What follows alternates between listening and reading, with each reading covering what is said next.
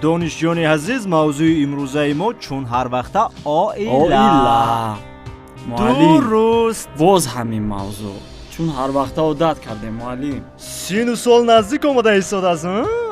عجیب که از معلم یا از ما فریده؟ از معلم.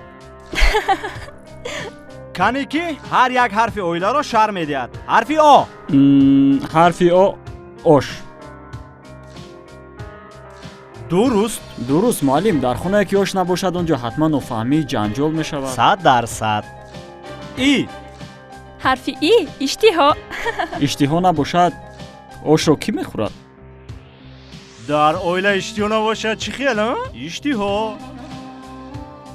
ل. حرف ل لذت. لذت. درست. آش را با اشتها خورده لذت میبری. درست. انگور یا انار؟ انار. انگور و یا انار کدام وریانت؟ انگور. نه وقتتون در آمد. رستم. باز رستم، باز هم نغمه های رستم. سلام. امروز درسی ما درسی غیر مقرری است. یعنی من میخواهم با شما کمی بازی کنم. بازی یعنی در نخونک کمی با شما بازی کنم. میخواهم یک نفر رو امروز اختیاری نزد تخته صنف دعوت کنم. کی میخواهد؟ من. فریده؟ مرحمت فریده. باز فریده. شرطی بازی ما چنین است. در زندگی 10 نفری از همه مهمتر رو نامی 10 نفری رو که عزیز دل و دیده تو هستند و تو به اونها زندگی کردن نمیتوانی در تخته صنف نویس. میدانی کیو هستند؟ میدانم. مرحمت. شروع میکنیم. یکم این مادرم. دویم پدرم.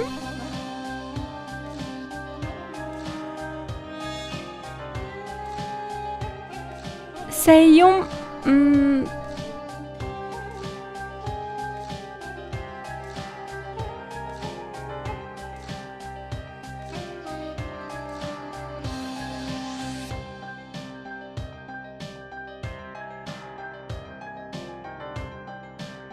یک لحظه سر و سیمه نشو.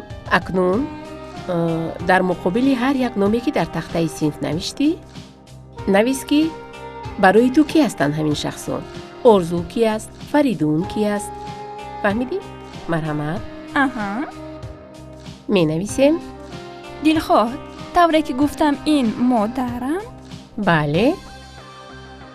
حیدر این پدرم. فریدون این پسر جانکی من. آرزو این همسری من.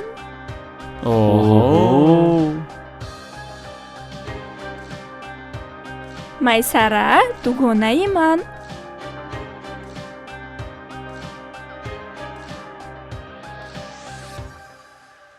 فاطمه این بیبی جانکی من. فریده ما رو هم فراموش نکنی باز. نمیکنم.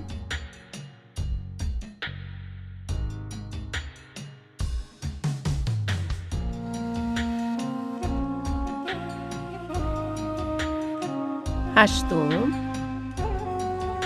با دقت باش، باز 2 نفر موند. 9 و نفری آخرین.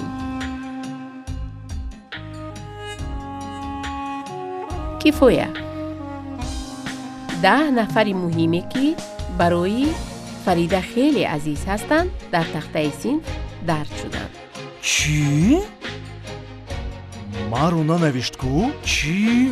ما در نزد خودت قدر و منزلت نداریم؟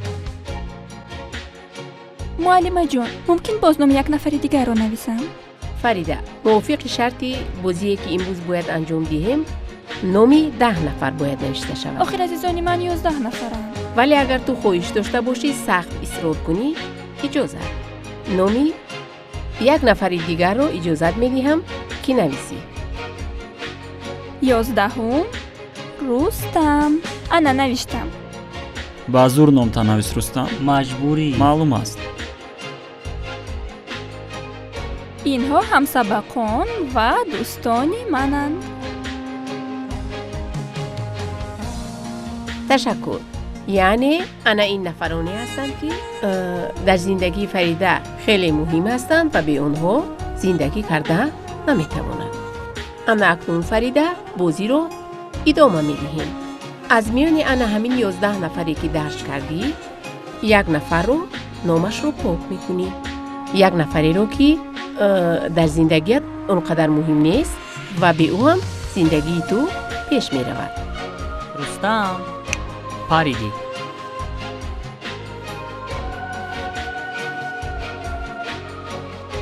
خیر امروز میسره نیست. او رو پاک میکنیم. یعنی بدگناهت میسرانی زندگی تو پیش می رود. بله. ادامه می دهیم. جدی تر شوید بچه ها. انا اکنون باز نام 1 نفر دیگر رو از تخته صنف پاک می کنید. نام 1 نفری رو که زندگیت به او می تواند آرام آسوده بگذرد. مرحمت انتخاب کن فریده. او همون نومی کمپیری بیبیتر پاک کن با عمر شرچه نمودد چی در کن؟ خیر مایلش. روزیم. ادامه می دهیم. باز نامی 2 نفر رو. نامی 2 نفر رو که در زندگیت اونقدر مهم نیستند از تخته صنف پاک کن. مرحمت. پاک میکنیم نامی 2 نفر رو. ин корро накун Фарида, ба ман ин тавр нигоҳ накун.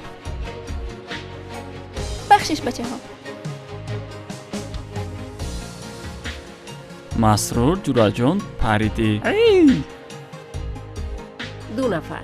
1 نفر رو پاک کردی باز 1 نفری دیگر. рустам аст. بچه ها جدی تر می شویم. خلال نمی رسونیم به فریده. از میونی انا همین باقی مونده ها باز نامی 3 نفر رو پاک کن. نفرانی رو که در زندگیت اونقدر مهم نیستن.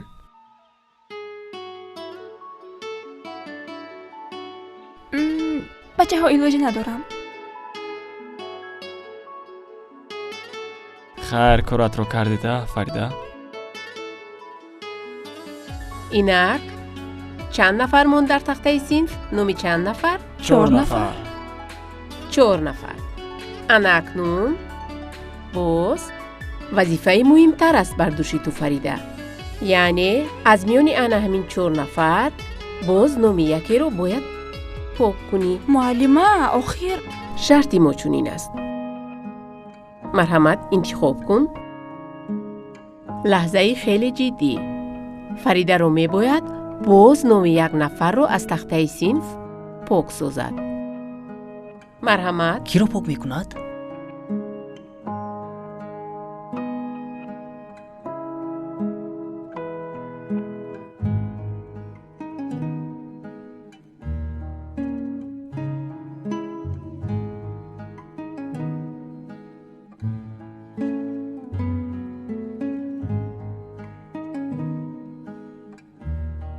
انا اکنون وظیفه تو باز مشکل تر می شود. تو رو لازم است که باز نام 1 نفر رو از تخته صنف پاک کنی. آخر من نمیتوانم باز 1 نفر دیگر رو پاک کنم. سپارش فهمو است.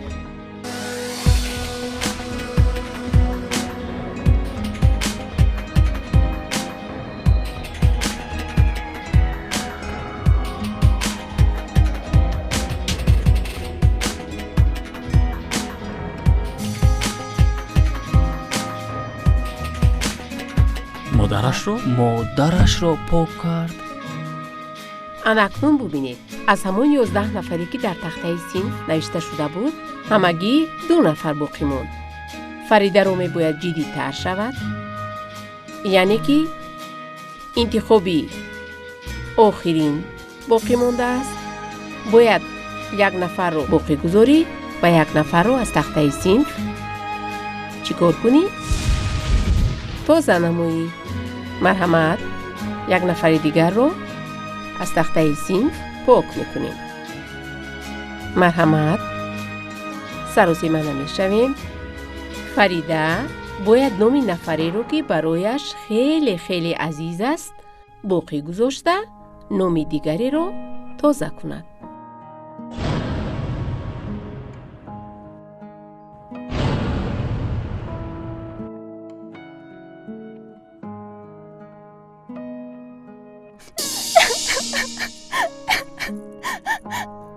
ором бош Фарида, марҳамат, ба ҷоят гузар. ором бош, ба ҷоят гузар.